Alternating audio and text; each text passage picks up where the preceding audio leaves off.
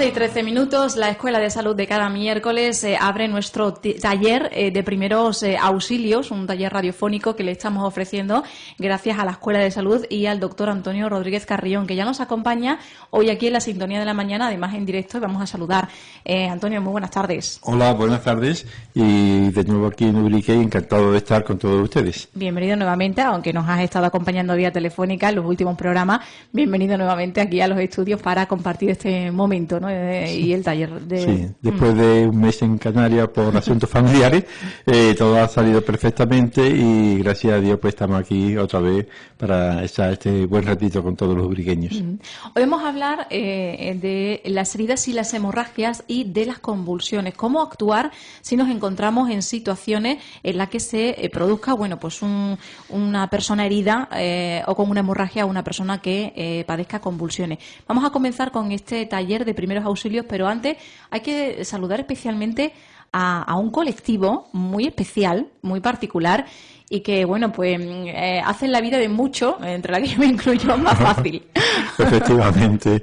Un saludo muy especial a todos los abuelos y tías, abuelas y demás que cuidan a niños chiquititos, especialmente a los lactantes, pero también a los chiquititos que los llevan al colegio o lo mantienen en casa mientras los padres trabajan, porque yo ya hacía varias décadas que no tenía este recuerdo de que los niños chiquititos, bebés, se despiertan cada 4 horas de madrugada y hay que darle biberón, de que también hay que cambiar los pañalitos, hay que bañarlos frecuentemente, hay que llevarlos al parque, al colegio de las manitas, y muchas veces se acuerda uno del papá y de la mamá del niño. Pero en fin, ha sido un mesecito muy agradable dentro de todo y disfrutando de los nietos y acordándome del gran trabajo que hacen los abuelos en esta época en donde muchas veces, si es posible, deben trabajar padre y la madre para mantener una familia, un estatus, y gracias muchas veces a los abuelos y a las tías o a las tías abuelas, pues se puede mantener esta unidad familiar. Y sirve para unificar, siempre que no sea por enfermedad, todas estas cosas, y mientras se pueda llevar adelante, une mucho a la familia. Pues ese agradecimiento especial y particular, ¿no? Al que me sumo yo, como decía, a todos los abuelos y abuelas. Bueno, vamos con nuestro taller de primeros auxilios. Ya hemos abordado diferentes temas dentro del taller de manera teórica que le estamos ofreciendo a través de estas sesiones de radio. Y, bueno, pues recuerden que aquellas personas que lo estén siguiendo detenidamente tendrán la opción, además, también al finalizar, de realizar una sesión práctica.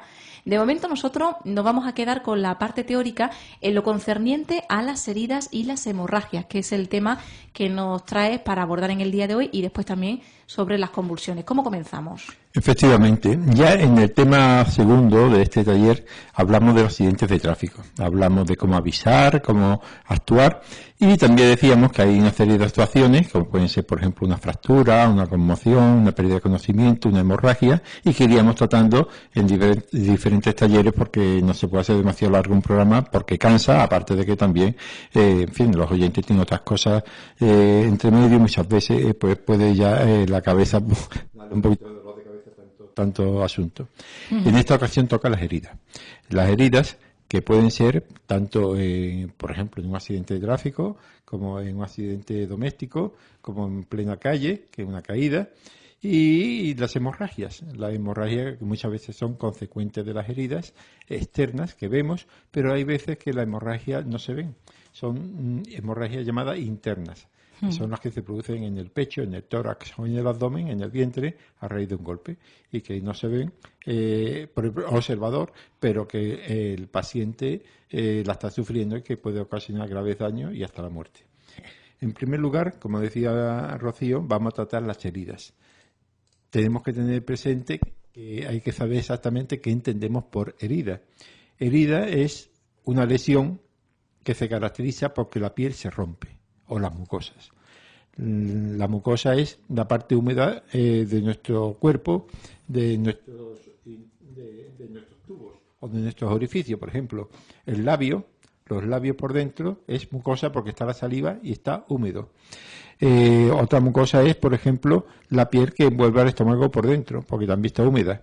La piel, sin embargo, es lo que nosotros vemos y todos conocemos, que está seca y forma parte de una misma estructura, ¿no? Pero que se diferencia entre la mucosa, tiene, además lo dice la palabra, como moco, está húmeda, y la piel no. Pues bien, cualquier lesión de esto Se llama herida.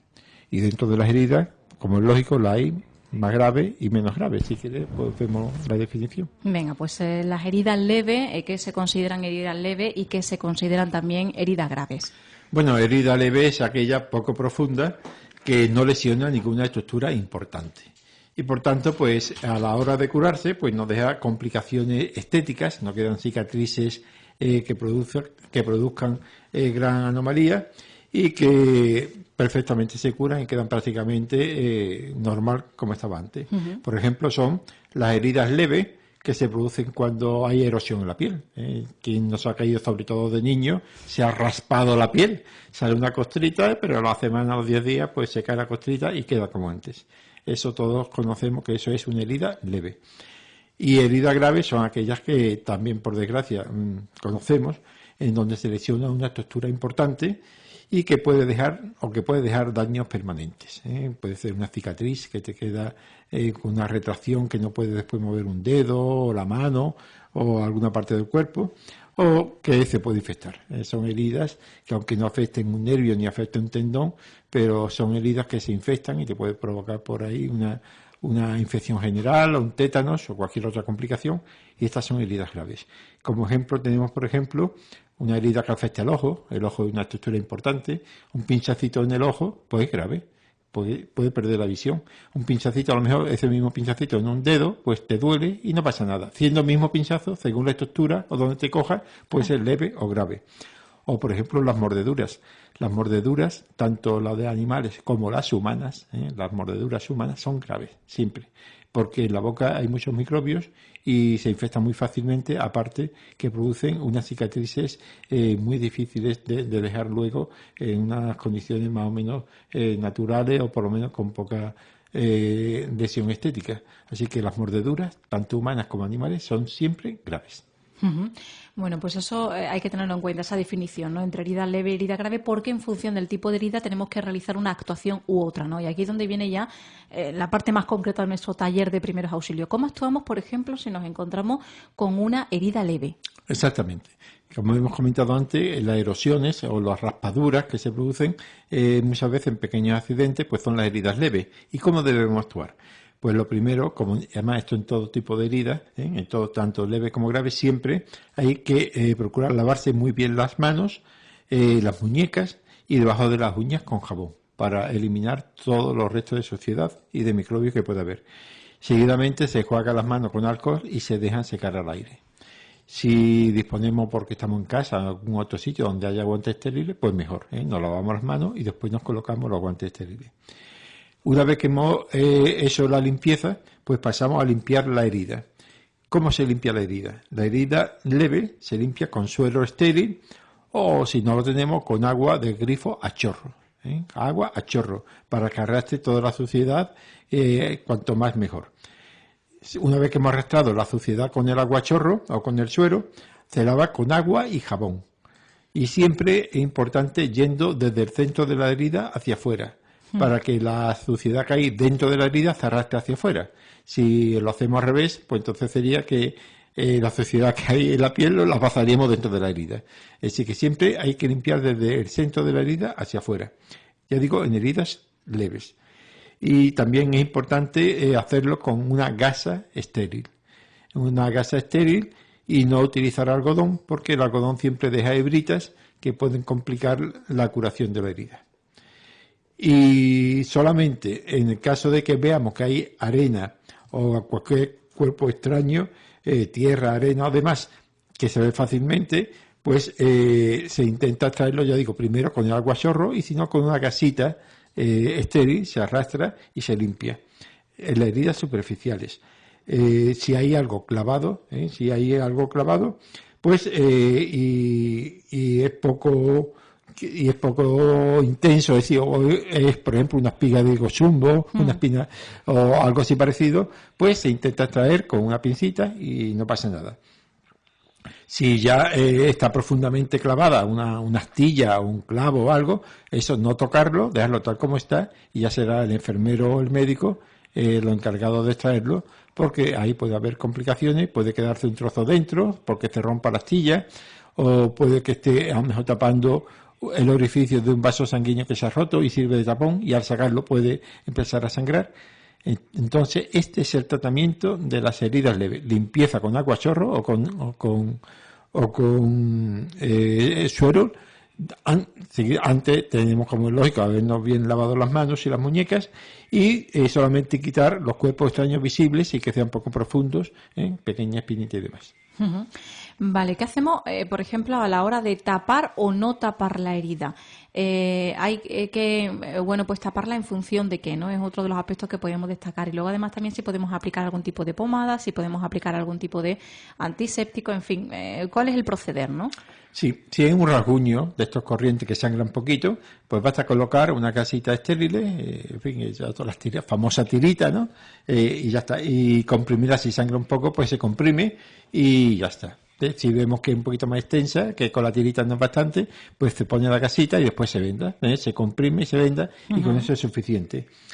Si no sangra nada, porque solamente la piel que se ha arrancado y un rasguño, basta con aplicar un desinfectante transparente, como por ejemplo la cristalmina, que todos conocemos, que es parecido es transparente como agua, pero que es un desinfectante muy bueno. Se aplica y se deja secar al aire y ya está. Si hay posibilidad de que se vaya a ensuciar la raspadura porque el niño está jugando, porque estamos en un ambiente con mucho polvo o demás, pues entonces no se deja al aire, sino que se le echa la cristalmina y se cubre con una gasa que se sujeta con un poquito de esparadrapo o con una venda. Lo que no se debe es aplicar ninguna pomada sobre la herida, porque impide o dificulta la cicatrización de la herida. Es decir, siempre dejarlo seco, todo siempre que sea posible, dejarlo seco. Ya digo, esto en las heridas leves. Y, por supuesto, vigilarlo.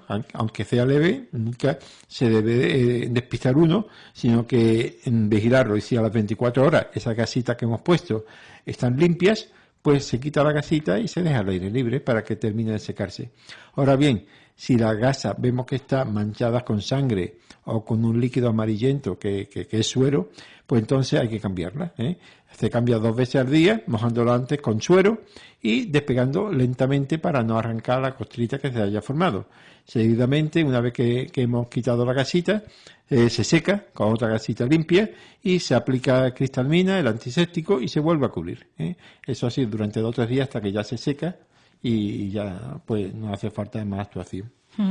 Precaución a tener en cuenta, por ejemplo, si la herida presenta un aspecto que no es hay que tener cuidado, ¿no? Efectivamente, aunque una herida hace una raspadura, vemos que es una cosa leve de todos los días, pero si vemos que se pone roja, que se hincha, que duele mucho, o se observa que hay pus, entonces hay que a consultar al médico, al enfermero, se va al médico o al enfermero, dice, me sé que me he hecho esto, para mí no tiene mayor importancia, pero me duele, se está poniendo roja o tiene pus, y ya entonces hace una limpieza y un tratamiento más intenso.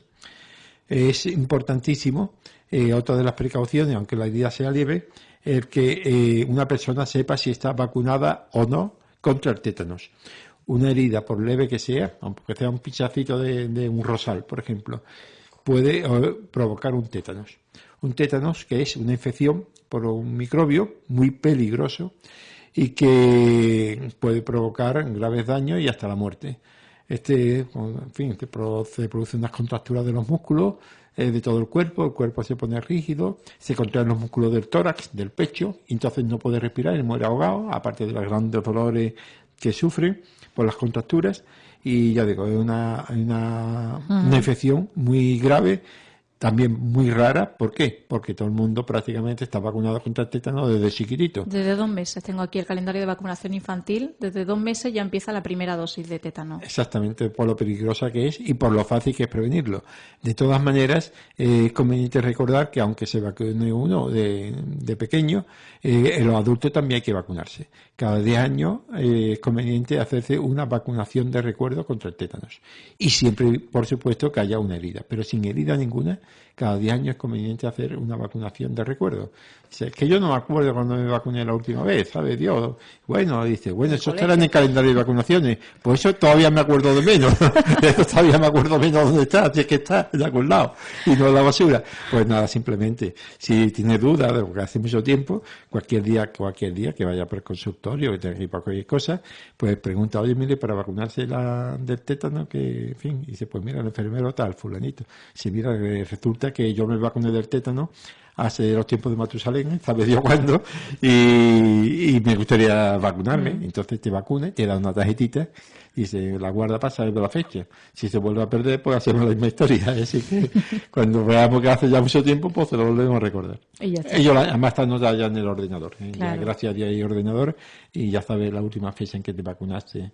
Si es del tiempo de los ordenadores, claro. Ya están los historiales informatizados, ¿no? Que eso tiene sus ventajas. Sí. Bueno, eso en cuanto a las heridas leves, que es relativamente sencillo y fácil de recordar. Pero ahora hay que saber cómo actuar ante una herida grave, que aquí ya hay una cierta complejidad, sobre todo por la hemorragia, ¿no? Efectivamente. Cuando hablábamos de los accidentes de tráfico, que se puede extender a cualquier tipo de accidente, caída de un árbol, el accidente de tráfico es que es muy complejo porque son unas lesiones grandes, cuando son graves, cuando son accidentes graves, y entonces siempre lo ponemos como ejemplo. Pues bien, una hemorragia grande, en cualquier circunstancia, por una caída o por un accidente de tráfico, lo más importante, en accidente de tráfico decíamos que lo primero era protegerse, sí, para no agravar el accidente, proteger también a las víctimas, después avisar para al 112 diciendo las circunstancias del accidente y después socorrer. Dentro de socorrer hay unas actuaciones fundamentales, que era mantener la calma siempre, dentro de lo posible, claro, pero en fin, procurarse frío, mantener la calma y ahí separar a los curiosos, o a los curiosos o a los familiares que con toda buena voluntad, pero lo que hacen es entorpecen y ver si respira o no respira, porque si no respira se va a morir.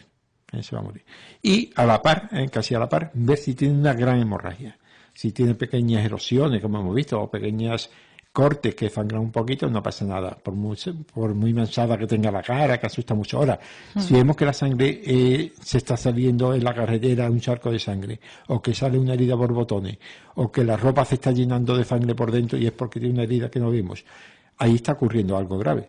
Y a lo mejor no se muere por la falta de respiración, porque está respirando, pero se va a morir sangrado. Entonces, ejemplo claro, todos lo comentamos siempre muchas veces, lo de Paquirri, el torero. Paquirri torero respiraba, tenía una herida muy grave y murió sangrado. Es decir, que uno puede estar respirando después de un accidente de algo y morir sangrado. Entonces, ¿qué hacemos ante una hemorragia que vemos que sale a por botones o que aquello es un charco de sangre, que la persona se está poniendo pálida, que es uno de los síntomas, ahora veremos, sudorosa y cara de muerto, que se le pone así la cara descompuesta y vemos que está sangrando? Pues lo primero, ante todo es comprimir. Quien menos habrá visto las corridas de toros, las cogidas de los toros, y lo que hacen los subalternos, es decir, los toreros que ayudan al matador, que acuden a socorrerlo, es cierran el puño y aprietan con el puño contra la zona de la herida. En este caso suele ser la femoral, la ingle, que es donde suele coger el toro, te comprimen. Es como si hay una tubería de plástico que lleva agua y tiene un corte. Si comprimo la tubería, pues se corta la hemorragia. Y dice, bueno, entonces deja de pasar la sangre y entonces esa pierna o ese brazo se queda sin sangre. Bueno, pasa algo porque la compresión que yo hago comprime, corta la hemorragia, no del todo, pero en gran parte.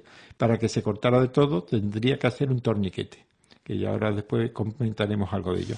Pero primero comprimir, ante cualquier hemorragia comprimir. Si la hemorragia es pequeña, muchas veces a lo mejor vemos con un dedo, aprieto con el dedo plop, y se corta la hemorragia porque lo estoy apretando.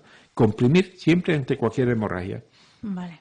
Si se dispone de un apósito, porque estemos en un sitio donde haya un apósito de gasa o un trozo de tela limpia, mejor, porque con la tela limpia, bueno, digo limpia para evitar infección, pero en fin, con algún trozo de tela se comprime mejor, se hace un mejor tapón. Y después, una vez que hemos apretado, hemos puesto un trozo de tela ahí apretado, pues no vamos a estar siempre con el puño apretando, porque al menos tenemos que hacer otra actuación, al menos tenemos que hacer también masaje cardíaco. Pues entonces apretamos, cogemos a alguien que nos dé un pan, una camisa o algo enrollada, un trozo de tela enrollado, hacemos una bola, apretamos con la bola y la sujetamos con una venda o con un trozo de tela y apretamos fuerte, comprimiendo la zona esa de la herida, para poder hacer otras actuaciones o para poder atender a otros heridos, porque los demás, si no, los demás se nos van a morir. Estamos atendiendo a uno a una hemorragia que con el puño, pero no atendemos a otro. Entonces, a este con el puño le ponemos un vendaje apretado con una torunda, con tela doblada o algo, y acudimos a otros heridos en el caso de que haya otros heridos. Esto es lo más importante. Una vez que hemos controlado ya más o menos la hemorragia, se coloca al herido en posición de shock. En posición de shock es como la posición lateral de seguridad, pero con las piernas elevadas. Se tumba en el suelo con las piernas un poquito elevadas, como cuando alguien pierde conocimiento por bajada de tensión. Se le sube las piernas para que la sangre vaya mejor al cerebro y funcione mejor. Y pasamos a otro en posición de shock. Se pone un poquito en posición, si pierde conocimiento, en posición de lateral de seguridad, es decir, que es de costado, por si tiene vómitos, que no se vaya a llevar con el vómito, y acudimos a otros heridos.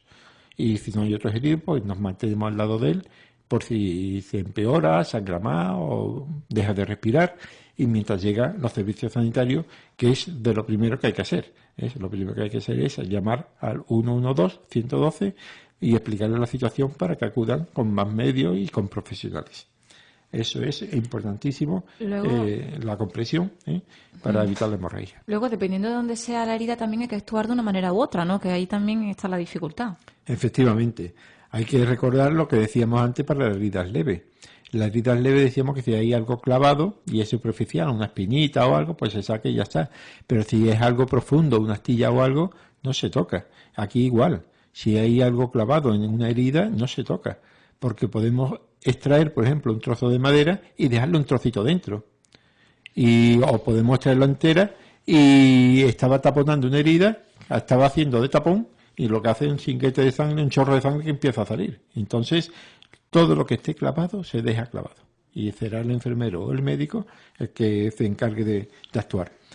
Si pasado unos 10 o 15 minutos con la compresión vemos que aquello sigue sangrando mucho, pues entonces lo que hay que comprimir es la arteria más cercana a la herida. Siempre esa arteria está o en el brazo, es decir, en la zona que va desde el codo hasta el hombro, que ese es el brazo, o en el muslo, es decir, desde la rodilla hasta la cadera. No se debe, la compresión no se debe hacer en las arterias, ni en la pierna, ni en el antebrazo, porque los músculos que hay en el antebrazo, es decir, en la zona que va desde el codo hasta la mano, en esa zona, está rodeado de músculos y lo que hacemos es apretar los músculos, pero no apretamos la arteria. Entonces la arteria, el tubo, donde se toca bien es en el brazo y en el muslo. Vale. Todo esto lo veremos en el taller. Aquellas personas que una vez que termine este taller en Radio Ubrique, ya diremos cómo se pueden apuntar y le haremos un taller para que se toquen ellos mismos su propia arteria. Es muy fácil, pero como todas las cosas hay que saber qué sitio.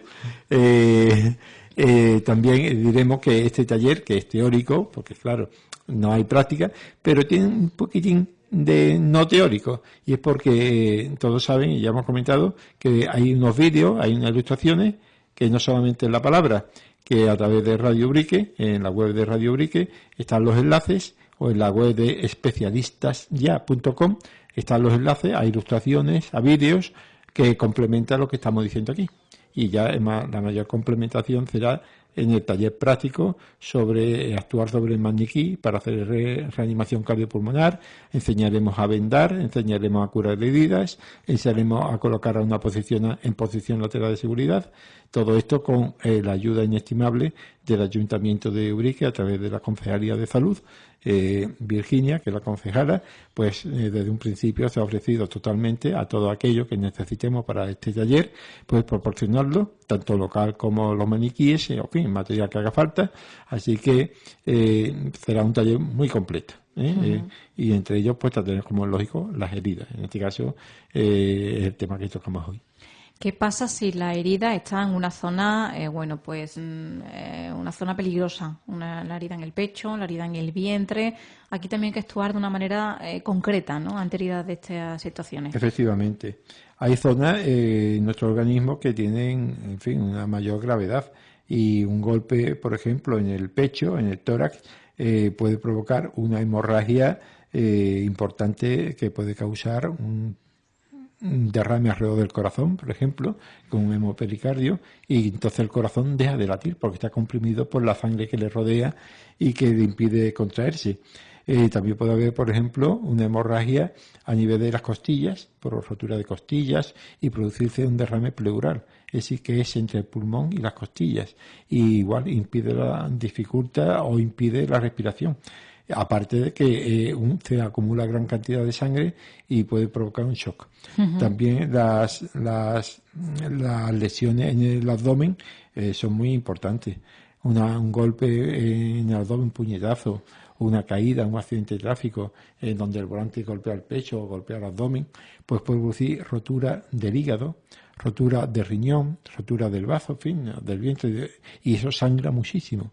Y aunque la hemorragia no se ve, son hemorragias internas que pueden provocar la muerte, es decir, lesiones muy graves y provocar la muerte. Entonces, ante cualquier golpe intenso que haya en el tórax, en el pecho o en el vientre, considerar la posibilidad de que pueda haber una hemorragia interna, que a veces no se manifiesta hasta las horas.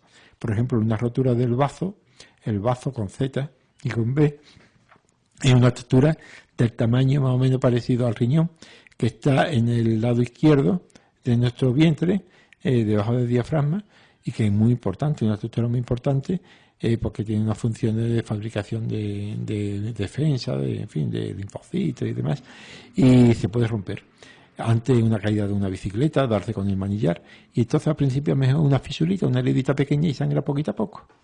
Pero cuando te das cuenta tiene una hemorragia que no veas, es como una gotera, de gotita a gotita, pero si la gotita cae toda la noche durante todo el día, pues se forma un charco enorme. Pues esto igual. Entonces cualquier golpe fuerte en el vientre o en el pecho, vigilar a la persona y acudir a urgencia para que lo valoren, porque puede terminar en una hemorragia grave, algo que parece que al menos no tiene importancia. Y entonces, vale. ¿Qué hacemos ante estas personas? Pues si el golpe es en el pecho, pues, y es intenso, un buen golpe en el pecho, pues se sienta semisentado, un poquito recostado, para que pueda respirar bien. En el caso de un golpe en el vientre, la persona se acuesta y vigilar perfectamente, es decir, entra en estado de shock. Es decir, el shock es una bajada intensa, muy fuerte de la tensión. Es como una lipotimia, es como cuando a alguien le da mareo porque está baja la tensión, pero aquí muchísimo más grave, es decir, es gravísimo. De tal manera que la tensión está baja, que la sangre apenas llega al cerebro, la sangre tiene tan poca presión que no llega ni al cerebro, ni llega al riñón, y falla todo. Entonces se muere uno. Entonces el tratamiento, como hemos dicho, para prevenirlo es levantar los pies para que la sangre que hay en los muslos, en las piernas, pues en gran parte pues vaya hacia las zonas más nobles, como son el cerebro, el corazón, el hígado, el riñón. Y llama inmediatamente siempre en estos casos al 112 para que acudan personas sanitarias. Vale. Bueno, pues esto en cuanto a las heridas. Ahora vamos a explicar cómo se hace un torniquete, ¿no? Esto tiene, en fin, al no ser visual, igual a lo mejor hay que intuirlo, ¿no? Pero vamos a intentar explicarlo de manera práctica. Bueno, el torniquete no se ve, ya digo, lo podemos ver a través de internet en los enlaces que hacemos, pero es muy sencillo. Consiste, algunos lo habrán hecho a lo mejor en alguna tubería o de goma o algo para cortar el agua. Es simplemente colocar una venda o un pañuelo alrededor del miembro, donde se va a aplicar el torniquete, e introducir un palo entre la venda y la piel, y empezar a darle vuelta al palo, darle vuelta como si fuera un tornillo, y hasta que llegue un momento que te corta la sangre. El torniquete siempre hay que aplicarlo igual que cuando se hace la presión de la arteria que comentamos antes, o en el brazo o en el muslo. Nunca en el antebrazo ni en la pierna, porque ahí no sirve para nada. Entonces, en el brazo o en el muslo, aunque la herida sea en la mano, a lo mejor lo que ha hecho es que se ha cortado la mano. Y se ha cortado la mano y hizo sangre, claro, pues ya puede imaginar, o un pie. Entonces dice, bueno, pues vamos a hacerle un torniquete y se lo hacen en el antebrazo. No. Aunque esté más lejos, siempre en el brazo o en el muslo, en el caso de que la herida sea en la pierna o en el pie. Esto es excepcional. Un torniquete prácticamente no se hace nunca. Es muy raro. Tiene que ser que alguien se haya cortado una mano y que no haya nadie cualificado allí cerca. Y entonces, pues sí, a veces ocurre o una pierna, o un accidente, o una herida muy grave y que no se corta de ninguna manera y que sale a chorro y que se está muriendo a chorro y que no hay forma de cortarlo y que se va a morir. Ya digo, esto es las extremidades. Es donde se hacen los torniquetes, perdón un momento. Sí, no te preocupes, el teléfono móvil, bueno, pues en cualquier caso, como decíamos, los torniquetes se colocan en el brazo, en el muslo, que es donde la arteria se comprime mejor, ¿no? Y bueno, pues no se puede colocar en la pierna o en el antebrazo porque los músculos de esa zona impiden que se comprima, ¿no?, eficazmente las arterias. Estos son los temas del directo. Normalmente cuando voy al cine, como todo el mundo, quitamos el móvil. En este caso, como nunca a esta hora recibo llamadas, pues hace nada. Esta es la cosa del directo. Pues bien, como bien decía Rocío, el torniquete se hace en el brazo y en el muslo y es algo muy excepcional. Tiene que ser una mano arrancada o una herida muy grande que sangra igual, pero normalmente no se hace, salvo en esas circunstancias excepcionales, porque una vez que se hace un torniquete deja de pasar la sangre y habría que cortarle el miembro. Al menos una herida, y si la herida no reúne las condiciones, que ya, pues después se produce una gangrena por falta de riego sanguíneo, y si tarda tiempo en llegar al hospital o lo que sea, pues puede perder el miembro por una herida que no requería torniquetes. Ya digo, los torniquetes son algo excepcional. Vale. Ya digo, en casos que un miembro arrancado o la sangre por botones no se corta o algo así. Si alguna vez hubiera que hacer algún torniquete, tener presente que debe quedar siempre bien visible, ¿eh? No taparlo con algo, no, para que cuando llegue el servicio de emergencia vea que tiene un torniquete y actúe en consecuencia. Además, si alguien tiene un lápiz de labio, alguna señora o alguien tiene un lápiz de labio, un rotulador, ponerle en la frente una T, que significa torniquete, la inicial de torniquete, una T, para que los servicios de urgencia también lo puedan visualizar. Eso es importantísimo, y además anotar la hora para saber exactamente el tiempo que lleva esa parte sin sangre. Poner las 12:30, en fin, las 16:40, la hora que sea, para tener una idea del tiempo que lleva puesto el torniquete. Eso es fundamental. Y una vez que se ha puesto el torniquete, ya no se puede aflojar. Antiguamente hace casi cada 15 minutos aflojarlo para que pase. No. Un torniquete, una vez que se pone, no se debe aflojar hasta que lleguen los servicios sanitarios y ya actúen ellos como creen oportuno, porque se puede producir una muerte fulminante, porque es decir, la sangre que ya perdió y la sangre que puede perder al abrir el torniquete termina de matarlo. Así que un torniquete, si se ha tomado la decisión de aplicarlo, pues ya no se puede aflojar. Así que esas cosas que tenerla presente, marcarlo, que se vea, ponerle la tela frente y ponerlo solamente en caso de amputación o de sangre a borbotones, que se está viendo que se está muriendo y que no hay forma de cortarla. Pues actuaciones cuando nos encontramos heridas graves en las extremidades, pero ¿qué pasa, por ejemplo, cuando la herida grave es en el torso o en el abdomen, como decíamos, ¿no?, que ha provocado una hemorragia interna? Lo primero que hay que saber es cómo distinguir, ¿no?, porque poco vamos a poder hacer en primeros auxilios, pero sí cómo distinguir que tiene una hemorragia interna. Bueno, la sospecha, es decir, el diagnóstico definitivo es, en el caso del pecho o del vientre, haciendo una radiografía, viendo que hay un derrame después de un accidente, se ve perfectamente que hay un acúmulo de líquido, una mancha negra, y si ha habido un accidente, pues esa mancha negra es sangre, claro. Se comprueba cuando tú, en el caso del pecho, le introduces una aguja entre las costillas, empieza a salir sangre, si hay un derrame que está en la pleura, debajo de la pleura, y si hay en el vientre, pues cuando abre el vientre, pues ve el charco de sangre, ¿no? Eso es diagnóstico definitivo. Y la sospecha, como dice Rocío, ante un golpe que está cerrado, ¿cómo se puede sospechar que está entrando en shock por una hemorragia interna? Pues lo primero, que ha habido un traumatismo reciente, un golpe en el pecho o un golpe en el abdomen reciente y fuerte. Después, la piel. La piel se pone pálida, te pone blanco por la falta de sangre. La sangre acude a esa zona y falta en la piel. La piel además se pone fría y sudorosa, un sudor frío y pálido. Como falta oxígeno porque la sangre se ha acumulado en una zona y le falta al resto del cuerpo, pues la persona respira más a prisa por la falta de oxígeno. Entonces la respiración es jadeante, rápida. También le falta sangre al cerebro. Entonces la víctima no razona bien, está incoherente, no se entiende lo que habla, chapurrea si es que habla algo. Y por supuesto, pues empieza a perder la conciencia, tiene mareo, estoy mareando, tiene mareo, no se mantiene en pie y puede llegar a perder conocimiento. Todo eso después de un golpe en el vientre o de un golpe en el pecho, pues te dan muchas papeletas de que tenga una hemorragia interna. ¿Y el dolor no aparece como síntoma por ninguna parte? El dolor, sí, bueno, el dolor del golpe. El dolor del golpe... Pero el dolor interno nada. Pero a veces sí se produce una irritación, que por ejemplo en el vientre, una irritación peritoneal, eso duele mucho. Eso duele mucho. Y en el pecho también. Pero que el dolor no es significativo. Tú te puede doler por otro motivo del mismo golpe, porque el músculo del vientre al recibir el golpe pues se inflama y irrita las terminaciones nerviosas. Pero que el dolor es significativo, pero lo que es más significativo es la palidez. La persona se pone blanca, sudando, demacrado, chupado, la respiración rápida y empieza a perder conocimiento. Esos son los signos típicos de...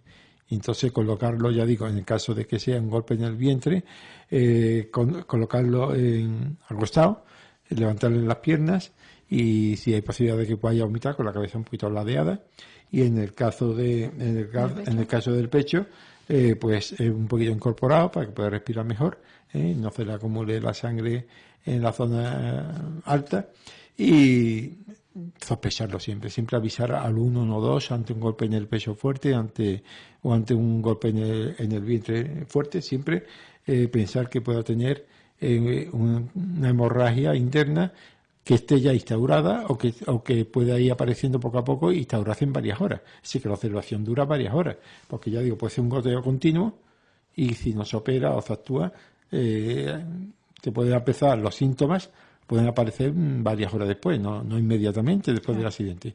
Si es una hemorragia grave y abundante, pues sí aparece rápido, pero otras veces es lenta y aparece varias horas después. Por eso todo golpe en el pecho o en el vientre intenso debe ser observado en centro sanitario.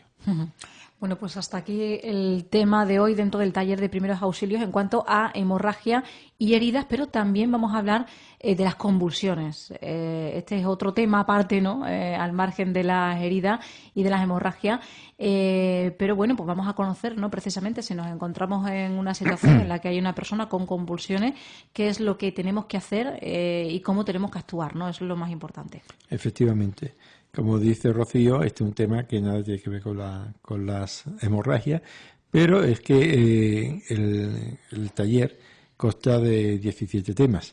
Y entonces, normalmente, los talleres constan hasta de más temas, ¿no? Y estaríamos aquí medio año hablando de esto, también un poquito aburrido hablar siempre de lo mismo. Entonces, vamos abreviando y vamos tratando varios temas en una sola sesión. En este caso, otro tema que asusta mucho, que asusta y es para asustar, son las convulsiones. Sí, cuando una persona pierde conocimiento y empieza a mover agitadamente brazos, piernas, hay muchas veces echar espuma por la boca, o se le relajan los esfínteres, se hace pipí, se orina, o defeca, ¿no? Dice, bueno, ante una persona, o un niño con fiebre que convulsiona mucho, que es relativamente frecuente, ¿qué es lo que hay que hacer? Que mientras, dice, sí, avisar al médico, avisar al 112, pero mientras tanto, ¿qué hago? Bueno, lo de siempre, mantener la calma. Mantener la calma, aunque sea un niño que es un lactante que está convulsionando. Sí, porque es que si no, metemos la pata seguro. Ante un adulto, ante un niño que tenga una convulsión, sepamos que esa convulsión va a pasar. Es decir, que no va a ser eterna. Tiene que ser un estado convulsivo, que ahora después veremos, pero que lo normal, lo más frecuente, es que esa convulsión dure menos de 3 minutos. Dice, pero es que es alarmante, por supuesto. Es lo más alarmante, pero normalmente cede y no pasa nada. Entonces eso es lo más frecuente. Antes de 3 minutos deja de agitarse, deja de moverse, puede quedar un poquito aturdido, normalmente empieza a recuperarse, puede quedar un poquito atontado, ¿no?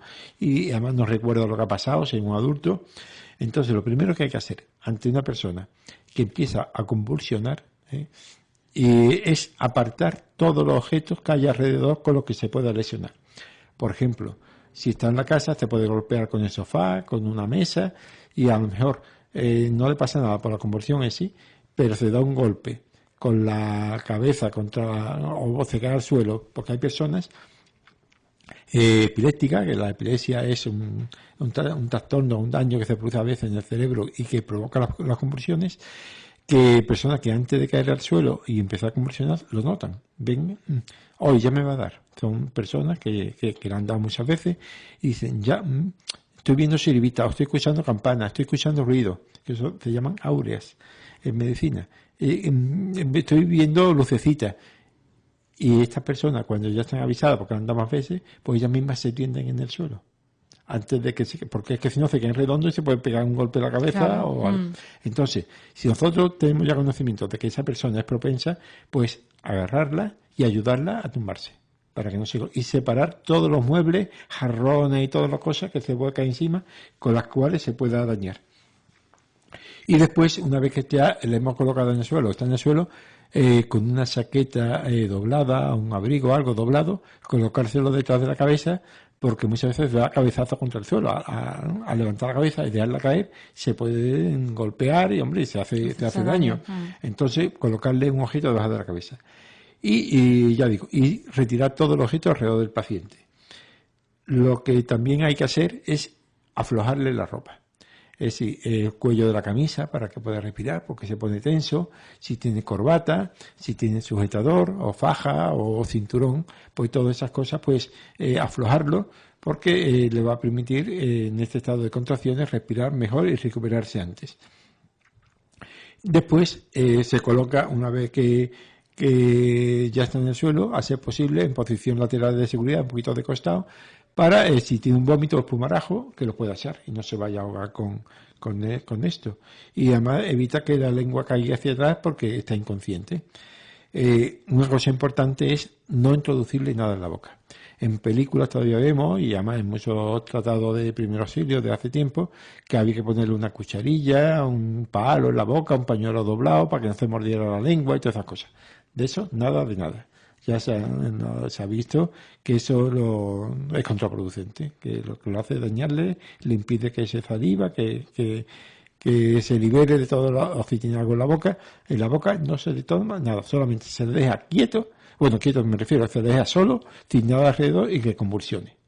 Y si vemos que tiene espumarajo o algo por la boca, se le pone un poquito de costado. Y punto. Esto normalmente, ya digo, suele ceder antes de 3 minutos y después la persona no recuerda nada, no se acuerda que le ha pasado, queda un poquillo atontado y ya está. Eso es lo más frecuente. En el caso de que sea una convulsión en niño febril, que es la más frecuente, el niño que le da fiebre, al tener fiebre aumenta la temperatura y el cerebro se irrita. Y al irritarse el cerebro por el aumento de temperatura empieza a convulsionar. Pues entonces lo que hace es bajarle la fiebre, nada más. En estos casos se le moja con agua tibia, se refresca con agua tibia, nunca con alcohol, porque el alcohol, en fin, un tóxico, porque lo inhala y sí, el alcohol baja mucho la temperatura, baja la temperatura porque se evapora, pero no es conveniente, es decir, agua tibia y punto. Se le puede bañar, no en agua fría, en agua fría no, agua tibia. Baja la temperatura y es lo mejor que hay contra la fiebre de los niños. Siempre es interesante o importante ver cuánto dura la convulsión. Para ello, entonces, Aleo, tú no sabes, va a durar mucho tiempo, va a durar poco, pero bueno, poco tiempo cuánto es, y mucho tiempo cuánto es, porque los 3 minutos son importantes por los estudios que se han visto del tiempo. Entonces dice, pues mira, fue justo más o menos a las 12:30, o fue a menos 20 y yo miré el reloj, solamente miré el reloj, no hace falta otra cosa. Y entonces, pues, esto pasa y no ha pasado nada. Son normalmente personas que pueden tener crisis de convulsiones repetidas porque tienen un problema de epilepsia o de cualquier otro tipo y ellos ya normalmente lo saben, suelen llevar una medalla o una pulsera donde indica soy epiléptico o me dan convulsiones, en cuyo caso háganme esto, acuéstenme, quítenme el objeto y dicen, todo en la pulserita en eso, brevemente ponen lo que hay que hacer en cada caso. Pero queda la duda. ¿Cuándo hay que acudir a urgencias? Bueno, entonces, ¿cuándo se llama al médico? Bueno, hay situaciones que hay que acudir al médico. Si es la primera vez. Si es la primera vez que le ocurre a una persona una convulsión, es decir, que esa persona siempre ha estado bien, o ese niño siempre ha estado bien, el lactante o un niño y nunca ha tenido convulsión, si es la primera vez hay que acudir al médico a urgencias. Si mira usted una persona, o mi tío, mi hermano, o un desconocido que está convulsionando, alguien que tú no conoces, porque a lo mejor es una persona que le suelen dar convulsiones, pero tú no lo sabes porque la ves en la calle, yo qué sé. Pues entonces para ti es la primera vez. La primera vez que una persona convulsiona, siempre hay que llamar a urgencias.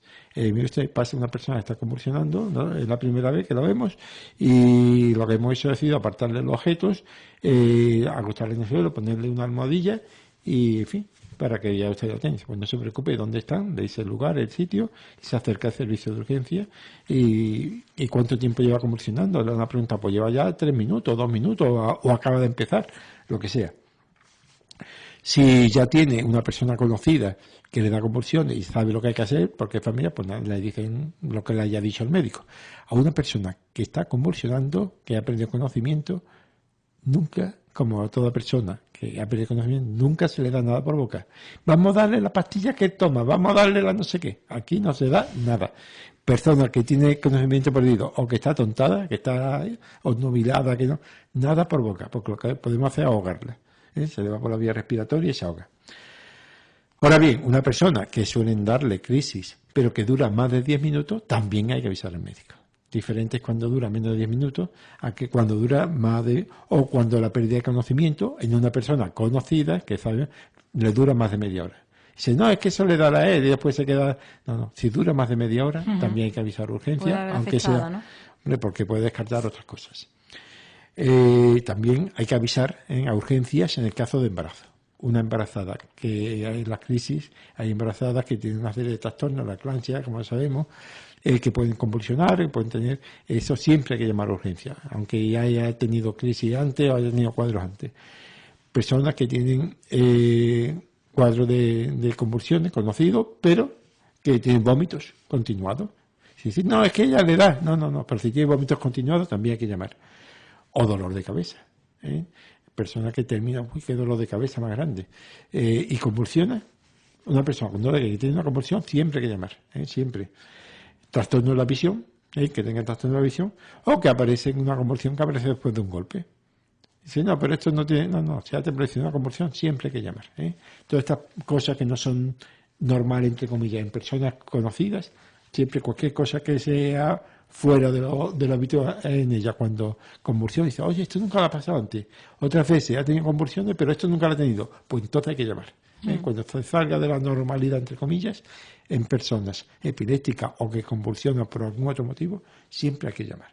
Y por supuesto, personas epilépticas o que convulsionan relativamente frecuente por cualquier motivo deben llevar su chapita. Una chapita, una pulsera, de tal manera que cualquier persona que la atienda sepa qué hacer y qué no hacer en ese caso. Pues se queda también cómo actuar en el caso de convulsiones, que realmente tampoco es mucho, ¿no? Lo que podemos hacer, simplemente, bueno, pues colaborar, contribuir, ¿no? Hasta que pase ese episodio de convulsión prácticamente, ¿no? Y sobre todo, ¿qué no hacer? ¿Qué no hacer? No meterle palito en la boca, tampoco meterle nada en la boca. Es más importante el qué no hacer que el qué hacer, ¿no? O todo el mundo alrededor de chillando y gritando, y mi niño, y mi... Fuera. Es una regla, nada. Siempre calma. Dentro de que hay que actuar rápidamente. Siempre hemos dicho que ante toda emergencia, ante una situación de emergencia, hay que actuar siempre con rapidez, pero con calma, y separando a los curiosos y a los familiares histéricos o que están en histeria, muchas veces con razón, es que es mi hijo, es que es mi padre, pero no arregla nada y lo que hace es empeorar. ¿Por qué? Porque, entre otras cosas, la persona que le está atendiendo está nerviosa atendiendo al histérico, a la persona que chilla, y no está enterándose de si respira o no respira, te está distrayendo de la atención. Además de eso, si la persona está consciente, si la víctima está consciente, se pone más nervioso al escuchar a todo el mundo gritar. Y entonces, ¿qué ocurre? Que el corazón le late más a prisa y se desgasta más. Si encima está deteriorado y estamos forzando el corazón por los nervios, porque se pone nervioso, estresado, pues estamos empeorando todo. Entonces, la situación muy violenta, porque un accidente de tráfico o una caída por una escalera, o ha perdido conocimiento y se ha golpeado, o no respira. Pero hay que hacer de tripas corazón, y si uno puede separarse, te pone a llorar, te pone a gritar, pero lejos. Te metes en el baño y sigue allí, pero no delante, porque lo que hace es empeorar al que lo atiende y a la propia paciente, que tú no sabes si está escuchando algo o cómo está.